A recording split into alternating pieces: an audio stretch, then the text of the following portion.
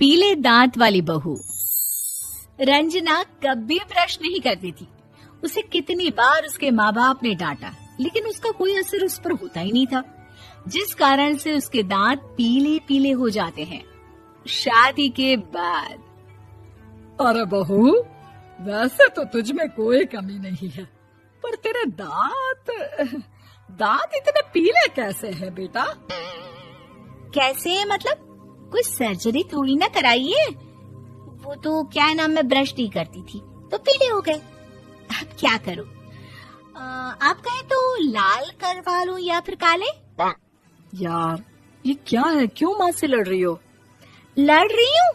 अरे मैं लड़ रही हूँ या ये बोल रही है कि दांत पीले हैं, पीले। अरे तपस्या थोड़ी ना की है इन्हें पीले करने के लिए। बकायदा ब्रश नहीं किया है 20 साल तक, तब जाकर। छी, कैसी बात कर रही हो? ये उस वक्त तो पीले नहीं थे जब हम लोग तुम्हें देखने आए थे। अरे तब साफ करवा लिया होगा डेंटिस्ट के पास जाकर। अब देखो कैसे पीले पीले लग रहे हैं। रंजना सास की तरफ गुस्से से देखती है। फिर शुरू हो गई पीले पीले पीले।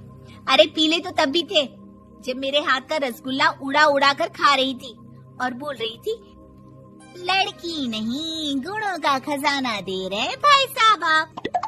खैर, अब वो लोग करते भी तो क्या करते, पीले दांत वाली बहू पल्ले पड़ी थी तो झेलना तो था ही। एक दिन कीर्तन में रंजना गाना गा रही थी। अरे कमला बहन, माँ का द्वार है, यहाँ तो सब शुद्ध होकर आते हैं, फिर अपनी बहू को ब्रश भी नहीं करवाती तुम। दूर से पीले पीले दांत भक्ति में बाधा उत्पन्न कर रहे हैं। अरे कोई 2 साल के बच्चे थोड़ी ना लेकर आई हूँ मैं बहू बनाकर। अच्छी खासी लड़की है, अरे कैसे करवाऊं ब्रश? ये तो उसे खुद करना चाहिए ना। अब माँ बाप तो इसके जैसे तैसे निपटा दिए, ये नहीं सोचा कि सास कैसे संभालेगी। सास बहू को लेकर घर आ जाती है, लेकिन सोच लेती है कि अब इसे लेकर कहीं नहीं जाएगी। अगले रोज बहू कहती है, अरे क्या हो गया, मंदिर नहीं जाना क्या? कीर्तन का वक्त हो रहा है। मेरी मधुर वाणी से कान्हा जी जागते हैं और सोते हैं। आप तो जानती है ना उनकी भक्ति में कितना मन लगता है मेरा। वो क्या है ना, तबीयत ठीक नहीं लग रही है मेरी, आराम करूंगी मैं। तबीयत ठीक नहीं लग रही? अभी तो मिथुन के गाने पर नाच रही थी आप, और अब बोल रही है कि तबीयत ठीक नहीं लग रही।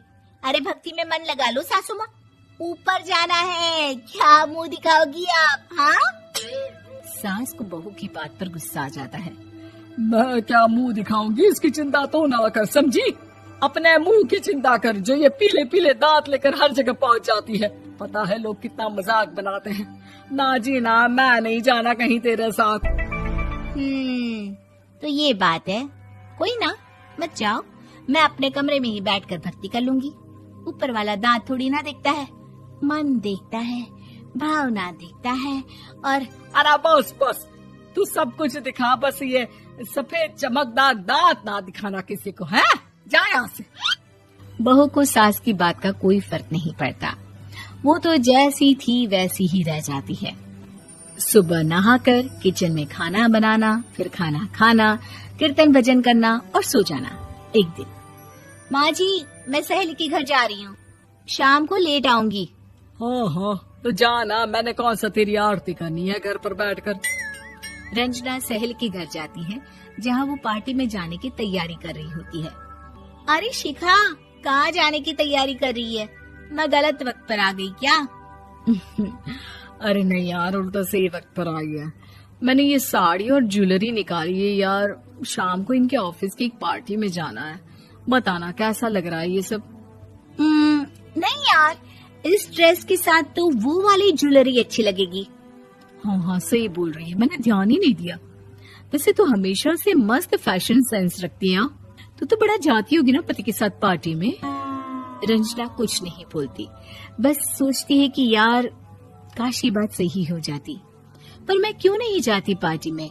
क्या इन लोगों की कोई पार्टी होती नहीं होगी? रंजना घर आती है और रात में पति से सवाल करती है, एक बात बताइए, आप मुझे किसी पार्टी में क्यों नहीं ले जाते? क्या आपकी यहाँ ऑफिस में पार्टी नहीं होती? पति बेचारा क्या कहता कि दांत पीले हैं तुम्हारे इसलिए।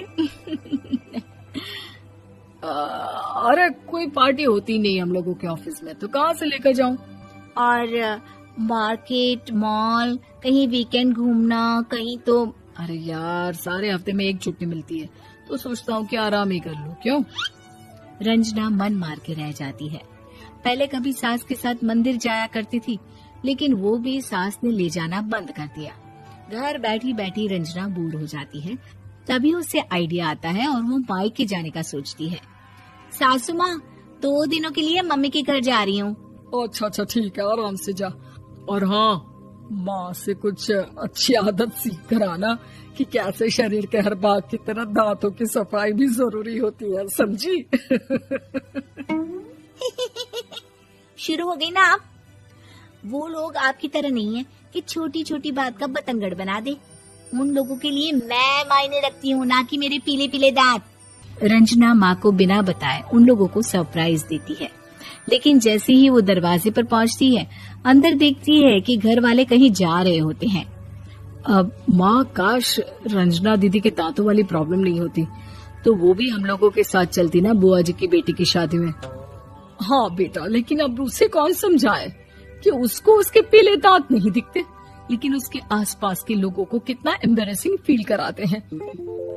मुझे तो कितनी बार उसके स्कूल की टीचर ने शिकायत की कि उसके साथ कोई लड़की बैठना भी नहीं चाहती, और ना ही कॉलेज में कोई उससे बात करना चाहता था।